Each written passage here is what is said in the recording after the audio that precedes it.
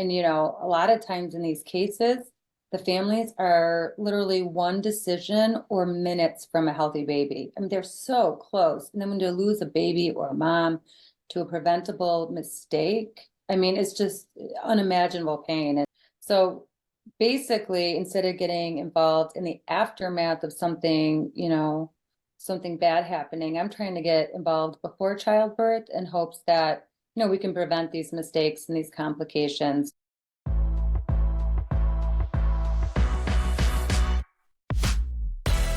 Welcome back again to another episode of the Confident Mompreneur podcast, where we talk to real women from around the globe about real life difficulties and triumphs in momhood, business, relationships, health, and more.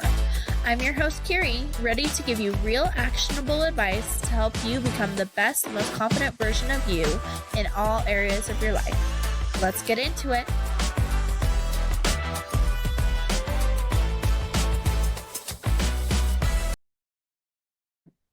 Welcome on today, Gina. I am so excited to have you here. Oh, thank you for having me. I'm very excited. We were just chatting beforehand and talking a little bit about all of our travels and things that we've done. So we connected on that level. But Gina, for those who haven't ever heard of you, do you want to start us out by introducing yourself a little bit about who you are, what you do, your family, all of the good things? Oh, sure. Let's see, my most important job. I'm a mom of 3 kids. I have a 19-year-old daughter, a 15-year-old daughter, and then a 9-year-old son. And then I'm also a wife to a busy business owner, so that's always fun. And then in terms of my professional career, I am a childbirth attorney. So basically, I work on cases that involve childbirth. So for your audience, many people are like, what's that? So basically, during the birth of a child, if something goes wrong, whether it's a mistake or a complication, and then baby is not born healthy, or baby passes away during childbirth, or sometimes mom will pass away during childbirth, then I'm one of the attorneys that come in and look at the case and look at the care and find out, what happened, what went wrong, but probably more importantly, what should have been done so baby would have been born healthy, or, mom around to raise her baby. So those questions have actually, like we talked about in pre-show, taken me across the United States many times, meeting with delivery teams, and basically hashing out every aspect of labor and delivery. So I've been doing this. I got my first case February 2003. So almost 21 years that, I've been doing this. So basically, I decided that based upon this experience, then I would write a book. And the book is called A Parent's Guide to a Safer Childbirth. So basically, instead of getting involved in the aftermath of something, something bad happening, I'm trying to get involved before childbirth in hopes that, we can prevent these mistakes and these complications. So and it's interesting, writing a book was never on my radar ever. Like I said, I'm married to a busy business owner. I'm currently a partner in a law firm. Now I'm an author. I'm a mom. So I was in the grind, and then we had basically like a near family tragic event with a birth. It was my niece, so it was my sister's daughter, and she was pregnant with the first baby of our next generation. And she had just had a very scary birth process where we went probably about 20 minutes without knowing whether the baby was going to be okay. So it just, that stuff will just stop you in your tracks, and it did. And we got news after 20 minutes. I had to sit on the phone with my sister, who was, hysterically crying. But we went about 20 minutes without knowing, the baby was going to be okay. And it was just this, I can't explain it, except this like this human experience that, it just made me sit back and be like, oh my goodness, this is how the families feel in my baby cases. I'll tell you, the hardest part of my job is the day I have to sit down with the families and talk about the day their baby was born or the day they lost their mom or wife. So, but it's always been like this legal analysis, and now, it was like a connection, Mm-hmm. like this is, oh my goodness, this emotional connection to these families. And so it just kind of hit me. And then I started to think, I'm like, well, I have 3 kids. What if I'm not around for the birth of my grandkids? Because I can tell you, what I've seen over the last 20 years, how I would prepare my kids for childbirth is very, very, very different than how a family would traditionally prepare. So, it's just all kind of started going through my head. And I'm like, I got to write some of this stuff down that I know. So I just started writing. And once I went from attorney to author with the goal of trying to help families, my kids have a safer childbirth and a healthy baby. I mean, it was just a flood of information coming out. It was crazy. I had no idea that all this was in my head. So, basically, yeah. So it took about 14 months to write the book, thousands of hours. I get up to this day now because I'm used to it. I get up at 3 a.m. But yeah, no, I started getting up at 3 a.m. Like, because I knew I had to write this book, because once I started writing the book, I figured out I had basically emotionally suppressed everything for, 19 years. Because for the first 3 months, all I did was cry as I thought about these families and where are they now? And, a lot of times in these cases, the families are literally one decision or minutes from a healthy baby. I mean, they're so close. And then when you lose a baby or a mom to a preventable mistake, I mean, it's just unimaginable pain. And so as I went back and, where are these families, from that I met 20 years ago, and just going back and remembering everything, it was just like this clarity kind of came over me. And I'm like, wait a minute, I know stuff. I know stuff that could help parents have a healthy baby. And so, yeah, people are like, you get up at 3 a.m., you're crazy. No, I looked forward every day to getting up at 3 a.m. and doing whatever I could to get on paper and think and marinate and everything to try to make sure that, these things don't happen anymore. So finally, then in June 2023, the book was published, and here I am talking to you. That is so awesome. And I think you said so many things that like I connect to, having a busy partner and having kids and doing all of the things. I also work a full-time regular job on top of, doing my things, podcasting, also writing books, those types of things. And it sounds like a lot of work when we're saying it out loud, but when it's something that's coming from your heart and your soul, like you wake up excited for it and you want to like put that time and energy into it.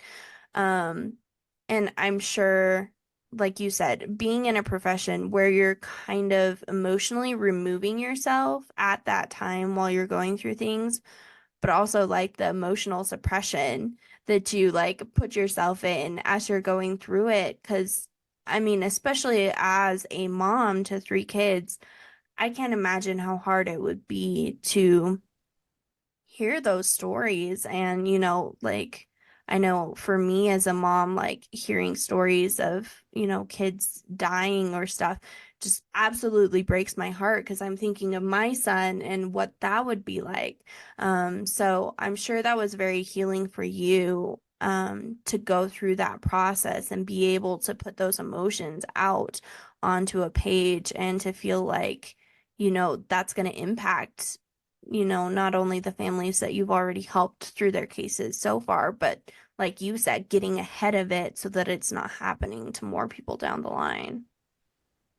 Yes. Yeah. It was therapeutic is actually what I've learned to call it. It was very therapeutic to, um, go through something like that. 'Cause you have to, just marinate in your thoughts and then take it and put it on paper and know that you have a really important mission behind it. Like if I write down the right stuff, if I get this right, I can save babies. So yeah, it was an incredible experience for sure. Yeah. Well, and you said you started this work in 2003, so 21 years ago. Your oldest is 19. So what was that like for you when you started to have your children, knowing all of the things that you do? What was it a scary experience for you, or did you feel more confident knowing, what you know going into it? Yeah, so I had only been practicing not that long, so I'd seen a lot, but not like what I've seen, now 21 years later. But back in 2004, elective C-sections were not really acceptable. Now, my friends that were baby lawyers, they were having elective C-section. Well, they weren't really elective. I had one friend, and I literally wrote this in the book. She told her doctor she had herpes, and had to have a C-section because back then, if you have herpes, you can't can't have C-section. Like so baby lawyers are typically scared of childbirth, because of what we've seen. And, because we can't unsee what we've seen, we can't unknow what we know. But to have a baby, you really need to be able to relax and whatnot. So, but in 2004, I was not about to tell my doctor I had herpes. So I woke up in pretty big time labor, and I had asked for a C-section. They knew I wanted one, but they were like, "Oh, Gina, calm down."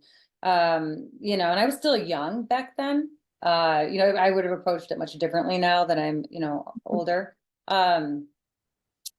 But no, I just went into basically hardcore labor. But I know how to read baby's heart rate. I know what's important. They know I know, so I wasn't in labor very long. And then they were like, we're just, baby's heart rate's dropped a couple times. We're just going to do a C-section. I'm like, yes, just do a C-section. Like it was too hard. It was really hard for me to relax. But no, I wrote in the book that, yeah, baby lawyers have C-sections, just because of what we know. And it's hard for us to relax, in a situation, like that. Like, unlike doctors who see the good and the bad, when we're looking at medical records or we're talking to a family, it's the bad. Right. So it's just, it's a little bit different for us. Yeah, I'm sure. Now, Yeah. with that said, when I wrote the book for my kids, I would not tell my kids to have elective C-sections at 39 weeks. They don't know what I know. And again, if I'm not here, they can, they have my book to follow now, that will help guide them on how to have a safe childbirth. So yes, I would not, that's just me because, what I do, but no, my kids, I'd be like, no, you need to go, if that's what you choose, vaginal delivery or normal natural delivery is great. hmm So with that kind of being said, you wrote this book. It has a lot of different information in there. But one of the big questions that I had, as a parent that, may potentially have more kids in the future, what should parents know before they're going into the birth of their child to make it a safe, like, delivery? Sure. So chapter one of my book is so important. Actually, it's so important that I put it on my website for free. You can go to ginamundy.com and literally download chapter one. So chapter one, those are the lessons from the baby cases. What can we learn from the baby cases? Whether it's from the families, it's from the labor, it's from the delivery team, it's from the medical experts who came in as experts on the case. This is everything that you can learn. So in the purpose of learning from the baby cases is to make sure that this doesn't happen in the future. So then each lesson outlined in chapter one, and I'm not kidding, it's probably a 20-minute read. And I read slow. Most people probably could read it in 15 minutes. And so then each lesson then is a subsequent chapter. So lesson number one, for instance, that is basically you need to prepare for childbirth. You cannot roll up to labor and delivery without preparing for childbirth.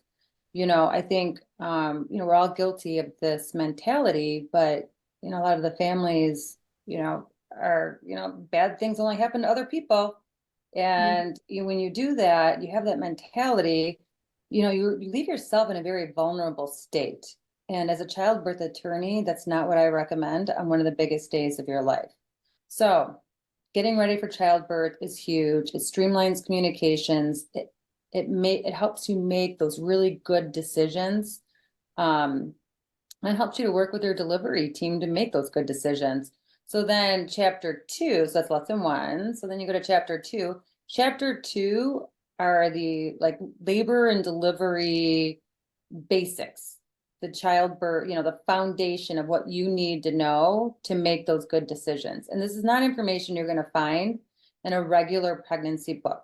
So these are the facts, and this is the foundation that I rely on as a childbirth attorney when I am analyzing my cases. So this is a much different aspect, but I believe that as long, like, this is what I would tell my kids. This is what you have to know. This is your basics. This is your foundation that will help you make those good decisions. So it's very, it's very different, but it's everything that, I find important. But then, so you go through all the lessons. You have this, like another important part is picking your doctor. You got to pick a good doctor. Well, listen, I've analyzed OBGYNs again since February 2003, and I have to figure out whether they're a good doctor or not, because how are they going to perform in front of a jury? So, we go through extensive conversations. We do, there's a lot that goes into figuring out if it's a good doctor or not. And I go through basically, in my book then, that's chapter 4, on how to pick the good doctor and what you need to look for and what questions you need to ask and what you need to think about when you kind of do your own doctor analysis, because your doctor is, head of your delivery team and ultimately responsible for, bringing your baby safely into this world. So yeah, I mean, you just have to go to I won't go through every single lesson or whatnot, but all the important ones. Actually I'll do one more, but chapter 11, this is so important. We talked about this for a second in pre-show. This is the most important chapter in my book. And it is the reoccurring issues and facts in a childbirth case. So this is what I The see. things that you see over and over again. Over and over. I have had a doctor call me and start talking about a case. He just said the patient, and he's just going through it. And I have to stop him. And I'm like, what case are you talking about? Because my cases will literally have the same issues. And that's huge, because if parents know this, you're going to have a heightened sense of awareness. And again, that's going to help you make, those good decisions. So I won't spoil all of them, but I think this is super important. But the number one most common fact and issue in a legal baby case is Potosin. So Potosin is used to induce mom's labor. So it makes mom's uterus contract, and then the body then just kind of, does its natural thing, and then, mom will go into labor. But Potosin is huge, and in most of my baby cases. Interesting. Yeah, it's very, and with that said, I did the very last lesson is that Potosin is the number one most common fact in a baby case. So that way I could write the very last chapter on how to have a safe Potosin induction. Because I've obviously researched that drug extensively over the years, and I've seen the Potosin inductions gone wrong. So if anyone who's going to have a Potosin induction, chapter 14 is absolutely huge. Yeah, that's so interesting. I've heard a lot of mixed things about Potosin, so I would be interested to read that and see what you have to say. I do think it's good because we get the opinions of family members, or we get the opinions of doctors or whatever going into our labor and delivery. But I think the perspective that you bring is so different than those. It can open us up to a different way that we view our experience and what we're going into. So I think it's definitely beneficial for women to look into that side. And as much as we, like you said, would all like to say it's not going to happen to us, I actually know quite a few women that have gone through really traumatic birth experiences. I know myself, I almost died during my pregnancy due to hyperemesis, but my labor and delivery was super easy. But my sister-in-law just had a really interesting birth of her third child. She's had really easy births with the first two, so I think she probably went into it thinking it was going to be exactly the same. She had an epidural, and they, I guess, injected it straight into a vein. Oh Um, no. yeah, which is pretty rare, but she ended up like spiraling down really fast, and they had to, like, figure it out. She said 1 second she was fine, the next she had like a coppery taste in her mouth, and she told the doctor, and there was a flood of people that came rushing into her room. So we've also had an episode on postpartum depression, and her postpartum depression majorly started because of the medical trauma that she went through during her emergency C-section. So Wow. I do think it's so real, and while we don't want to believe it's going to happen to us, it's better to go in over prepared than under prepared for something, especially as significant as the birth of your child. So that's crazy about, you said your sister-in-law with the epidural? Mm-hmm. Yeah, I have a whole chapter on the epidural and how to make sure that does not happen. Yeah. Like she's very, very lucky. So typically what happens is you're getting an epidural because, they're trying to numb your body, Mm-hmm. the bottom half.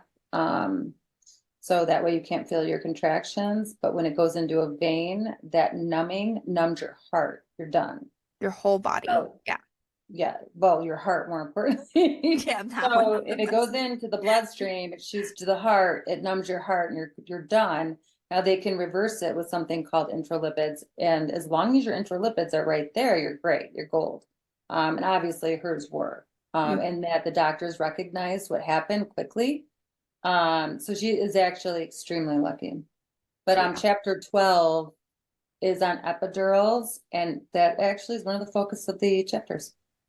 Wow, that's so interesting. Yeah, we just had that happen. My nephew is now 2 months old, so it was not very long ago that it happened. Oh my gosh, you have your sister-in-law read chapter 12. She'll probably just be like, oh my goodness. Mm-hmm. Yeah, that is so crazy. Well, it is so interesting, to hear all of the different things that, we should be looking out for and thinking about. So, as your kids are getting older and going to, go into their, hopefully relationships, if they choose to have children, all of those things, like you said, you wrote this book for them, but if you could just give them like one piece of information to walk away with, what would you tell them? Oh, just even so if they don't have my book, which is They don't have your book. my Just one, my just one one piece of piece. advice would be you better read the book that I wrote for you.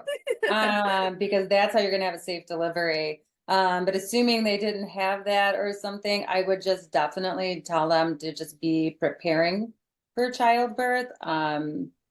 And just understanding, everything that's involved with it. I mean, anything even from the delivery team, because, in my cases, for instance, the delivery team, I mean, their care, that's what's at issue. That's analyzed more than any other aspect of the case. The delivery team, along with the doctor who heads it they're responsible for bringing baby in.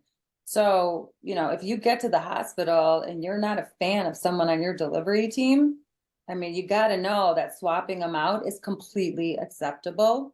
Hmm. Because a lot of times, it's the family and maybe someone on the delivery team aren't really fans of each other. So it's a really important stuff like that. But, just in another way that you can get ready for childbirth is what I would tell my kids is actually to prepare a labor and delivery plan or a birth plan. Listen, I have a different take on the birth plan. You don't have to walk, if you don't want to, you don't have to walk into the hospital and hand them a 6-page document. Listen, it's the act of preparing the plan that will get you ready to make those good decisions. So as you research childbirth and start learning about different aspects of birth and what the baby's going through, what your body's going through, it'll help. You can lay out what you want. In that chapter, though, I think it's chapter 6, creating an LAD plan, labor and delivery plan. But I'm like, listen, the one thing in life that's not, you have no idea what's going to happen is childbirth. So you have to be ready to pivot. So just prepare so you can pivot is more of, my take on it, not preparing this plan and this is how it's going to go, because that rarely ever happens. Yeah. But yeah, I would just would remind my kids that, I know you're going to be excited for, your first baby, and you're going to want to paint your nursery, and you're going to want to get your crib and your stroller and the cute baby clothes, and what diapers are we going to wear, and or what diapers are we going to put on baby? All the stuff that, new parents. We wear diapers too as moms. Yeah, I know we're old these days. So, but again, that's so exciting, but making sure that you can get to that point where you're bringing baby home and you're going home with baby is just absolutely huge. Especially knowing, what I know. Mm-hmm. I think you said a couple really important things there. Like, you as the mom are in charge of your birth, right? So you get to like set those boundaries. If you don't like the way that a nurse is talking to you, like, you can kick them out. And I think, especially as women, we have a hard time as people pleasers doing things like that. But this is the most pivotal, important decision that you're going to make as you're going through this. And so, like, set those boundaries. Be okay with, telling your team no when you don't want something. And as far as the like labor and delivery plan, I think you're totally right. I think things like, Pinterest, if you look on Pinterest at a birth plan, it's going to pop up with a million different templates of things, but it's like you're basically saying exactly how you want things to go. You're not thinking about the alternatives of, okay, what if that can't happen? Or what if something else happens and we have to switch the plan? Which I think, especially, so one of the moms that I did my postpartum episode on actually spoke to that. She said, I made, this birth plan, and I went into it thinking that that's exactly how things were going to go. And when it didn't go that way, I thought I failed. And, Oh, wow. I wasn't prepared. Me and my husband had to make split-second decisions that we had never talked about before. And that made me feel so, scared and insecure going into what we were going into, which was an emergency C-section. So while it's nice to have like this idealistic vision of how your birth is going to go, we also have to think about the alternatives of what if it doesn't go that way? And what if we have to make those split-second decisions? Like, what is that going to look like for us and our partner or whatever? 100%. I talk about in that chapter, ironically, when I was writing the chapter, I got this message from a mom, and I got this text message, and it was very concerning. And basically, she just started calling people to try to figure out what to do, because she was being given options that she wasn't familiar with. She didn't know what to do. She wasn't exactly trusting the doctor. The doctor was making a recommendation, but there was like this element of surprise that caught her off guard. And it really made it so she couldn't focus even on what the doctor was saying, let alone make a decision with her delivery team. So she just started making phone calls, and somehow a text came through me. Literally, the text is all in the book.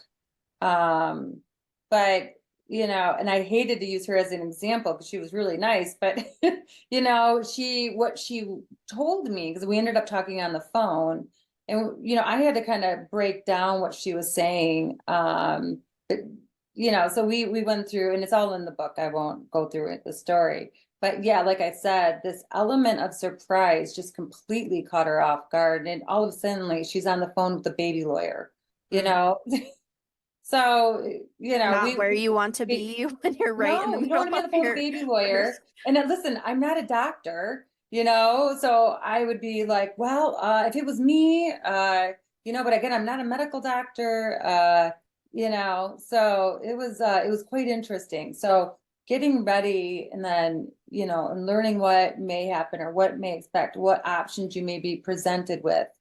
That's something, there's some tougher subjects that, can be brought up during childbirth. I had a really hard time trying to figure out how am I going to put these in the book without scaring moms. I actually would take, a really good story because I do get the phone calls from labor and delivery and stuff. So I took a couple of really positive stories, but in the positive stories, I could kind of throw in like, what is this? What is that? Just kind of, keep it more preventative, positive or whatever. So I would kind of sneak little things in my happy stories. So then, families would be like, oh, okay, well, that's important, but it's in the middle of a happy story. So, they're not going to be like scared. And I think you had mentioned this too a little bit, this is like important information, but that everybody should know. But I did give my book to 6 pregnant beta readers. And my main question was like, is this scary? I had to make sure. I worked really hard to make sure this was not a scary book. I tried to do more preventative, like this is what you need to know type things than scary and whatnot. So, but yeah, getting ready. Which I think that's great that you did that in such a way that, it's like, if you know this going into it, you're going to have a better experience. So there's no need for it to be scary. But also like you said, you've seen some scary things and, I'm sure for you, that's something that you, again, have to like kind of hold on to and work through yourself. So one question that I had, especially talking about like maternal mortality rates and things, there's always this discussion of women of color having much higher like maternal mortality rates. Have you seen that in what you do? And do you have anything that speaks directly to women of color as they go through labor and delivery? Yeah, and with the moms passing away, not so much. So sometimes the lower socioeconomic population, but that can be both races. I mean, they tend to have like diabetes or they will, be, obese with high BMIs and whatnot. And that's just not good for childbirth at all. So it would be more of the, socioeconomic aspect of it and then whoever's in that class.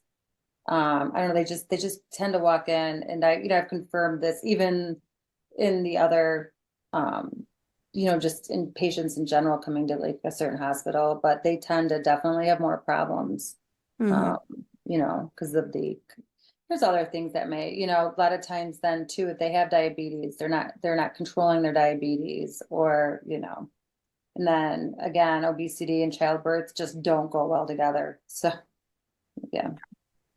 Interesting. Yeah, I know being from like a small town in rural Wyoming, it was very interesting when I was giving birth to my son. I basically had 0 options when it came to like my doctor or where I was giving birth or any of those things.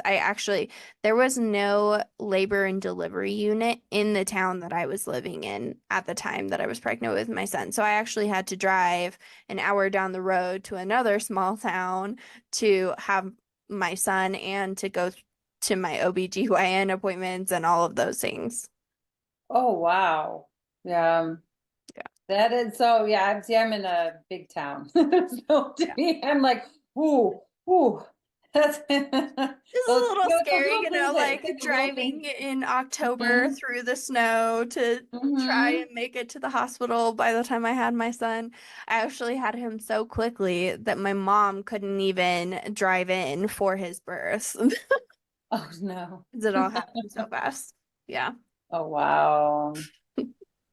Oh, I'm glad everything's good. See those little things that scare baby lawyers. I'm like, oh no, oh no. You're thinking about all the possibilities. I was just trying to get there as quick as Oh, as I could. Yeah. But I do agree with you. Like picking a doctor though is like one of the biggest decisions that you can make as you're going through that. I know for me, like I said, I almost died while I was going through my pregnancy. And I do think the one thing that like saved me was when my doctor was able to tell me like I don't have enough expertise in this area. We need to send you to, you know, a different hospital. And so I actually ended up going to the Denver hospital and going Oh, through the wow. How yeah far away was that? 8 hours. Jeez. You probably, did you go see an MFM? You know, Uh their maternal fetal medicine? yes, I did. So I had a bunch of different doctors that were working with me because I had hyperemesis, and so I have basically been bedridden, not able to eat or drink anything, including water, for 2-ish months at that point. Oh, Yeah. geez. I was going in for regular IVs to just try and keep myself hydrated to some degree. Um, my partner at the time was not very supportive. He was pretty abusive and would tell me all the time that I was making it up, that it wasn't that bad.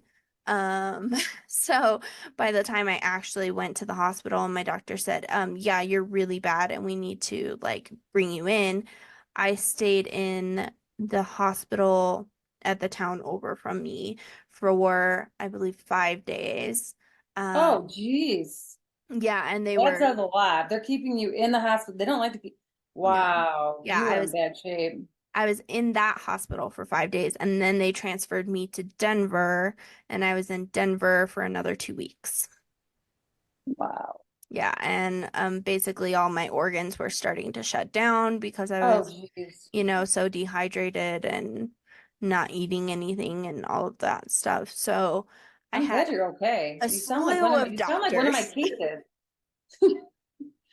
Yeah. Like, oh I my God. I was one of those cases. Which and they don't really tell you this either. Once you go through something like a, you know, traumatic pregnancy and birth experience, it taints things for you. Um, I only have my one son because I am terrified of being pregnant again. Yeah, well, I see why. I Yeah. mean, but that's interesting, that's in my book because I've met mom. Actually, it was one of my beta readers. I got added in at the very last minute, but she had with her prior kid, she had two prior kids.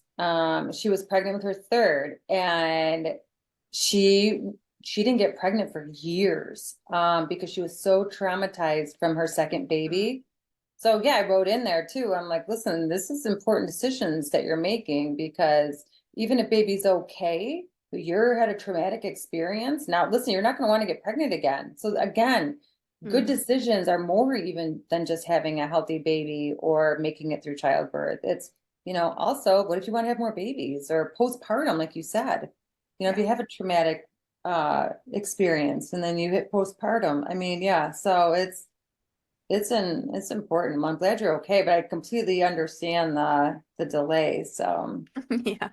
Maybe one day I'll decide that I'm ready for it. well, But you're still young, so yeah. Well, you're good. thank you so much for sharing all of this valuable information. I really think it's going to be so helpful. You know, as moms, it's something that we all go through, and it can be a beautiful experience or it can be a crazy, traumatic, and destructive experience. So let's try and make it a good experience. And I think part of that is just having the knowledge and the tools as you're going into it. So again, you've kind of already talked about your book, but share where we can get it, what the name of it is, where we can find you, all of the good things. Thank you. So the book, the title is A Parent's Guide to a Safer Childbirth. You can go to my website and it'll take you to a link just to Amazon to purchase it. Actually, it's a podcast, so it actually could take you somewhere else by time, depending on when you're listening to this. But GinaMundy.com is my website. It's GinaMundy.com. And then on the website, again, is chapter 1 of the book. So go ahead, download it, check it out, share it. Again, because even if you just know that part, those lessons and some basic things they need to start thinking about will just be, it's just so important. And then, follow me on Instagram at Gina Mundy. And then I think that's it. I'm not too complicated. Nope, that's So, perfect. Well, thank you again so much, Gina. I appreciate you. thanks for having me. It was a great conversation. Hey guys, thanks for coming to this week's episode of The Confident Mompreneur. If you loved today's episode, let us know, share to your stories and tag us, send to your friends, give us a rating, all of the things, and make sure to check out our guests and follow them on all of the links that we listed above. If you're looking for me, you can always find me at The Confident Mompreneur, and you can also check it out www.theconfidentpost.com for a blog relating to today's episode. I am so happy you're here, and I hope to see you again next week.